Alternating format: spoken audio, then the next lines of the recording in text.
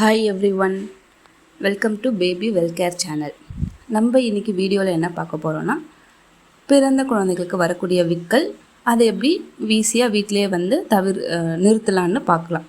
So இந்த video ஃபுல்லாக skip பண்ணாமல் பாருங்கள், அப்போ தான் உங்களுக்கு எல்லா டீட்டெயில்ஸும் கிடைக்கும்.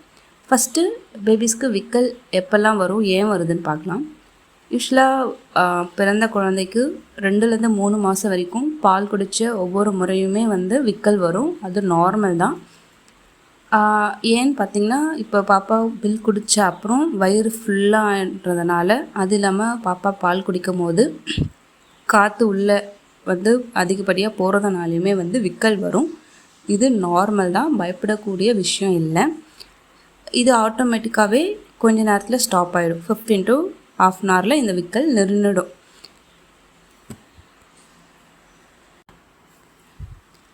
இப்போ எப்படி விக்கல் வந்த அப்புறம் எப்படி நிறுத்தலான்னா, நம்ம பால் கொடுக்கும் போதே சரியான முறையில் கொடுக்கணும்.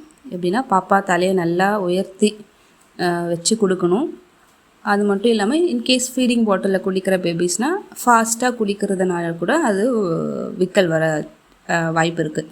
என்னென்னா, பேபிக்கு ஏற்ற மாதிரி ஸ்மால் ஹோலார் சின்ன ஓட்டை இருக்கிற பாட்டிலை நம்ம செலக்ட் பண்ணலாம். அது இல்லாமல் என்ன பண்ணியுமே குழந்தைக்கு விக்கல் நிற்கலைன்னா, ஒரு 15லேருந்து 20 நிமிஷத்துக்கு அப்புறமும் விக்கல் வந்துகிட்டே இருக்குன்னா, நீங்கள் தாய்ப்பால் அதாவது ப்ரெஸ்ட் ஃபீட் பண்ணிங்கனாவே 2 to 3 மினிட்லேயே வந்து விக்கல் நின்றுடும். அது வந்து ஈஸியான ஒரு வழி. இதுக்கு வந்து நீங்கள் கிரைப் வாட்டர் கொடுக்குறதோ இல்லை தண்ணி கொடுக்குறதோ தேவையில்லாத ஒரு விஷயம். அது மட்டும் இல்லாமல் விக்கல் வர்றதுனால நிறைய பயன்கள் இருக்குது பேபிக்கு. பார்த்திங்கன்னா, விக்கல் வரும்போது பேபியோட பிரெயின் நல்லா ஸ்டிமுலேட் ஆகி பேபியோட க்ரோத் அண்ட் டெவலப்மெண்ட் அண்ட் மைல் ஸ்டோனும் நல்லா அச்சீவ் ஆகும். அது இல்லாமல் அவங்க ப்ரீத்திங்கும் கற்றுக்க அது நல்லா ஈஸியாக இருக்குது. விக்கல் வர்றது பார்ட் ஆஃப் பேபி லைஃப் தான். இதுக்கு வந்து நீங்கள் பயப்பட வேண்டிய அவசியம் இல்லை.